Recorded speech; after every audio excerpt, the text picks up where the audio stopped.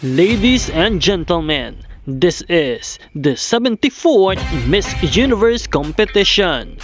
This is now 22:04 and don't forget to like and subscribe. Magandang araw Pilipinas! Good news and congratulations because Maria Atisa Manalo triumphs as this year's People's Choice winner at Miss Universe 2025. Pilipinas, tapos na nga ang botohan para sa Miss People's Choice ng Miss Universe 2025 sa Miss Universe Up powered by Zetrix. At nanalo at nagwagi nga ang ating pambatong si Maria Atisa Manalo.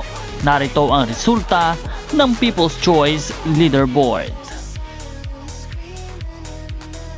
Para sa ikalimang pwesto, Miss Democratic Republic of Congo with 417,362 votes.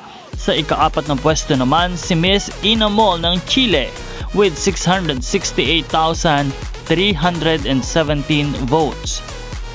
Pangatlo naman si Miss Janina Gomez ng Paraguay with 771,153 votes. At syempre, pumapangalawa si Miss Tanja Zaman ng Bangladesh na merong 1,919,567 votes.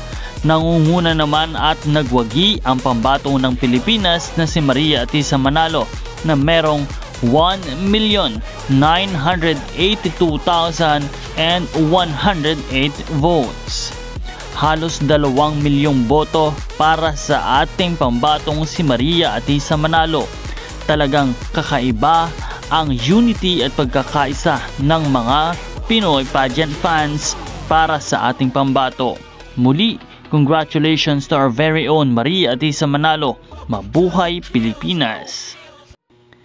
Abangan ang mga susunod na update dahil tutungo na tayo sa grand finale ng Miss Universe 2025. Huwag kalimutan na mag-subscribe dahil araw-araw po tayong nag-a-upload ng videos para sa update sa ating pambatong si Maria Atisa Manalo at sa kanyang journey sa Miss Universe. Maraming salamat sa panonood.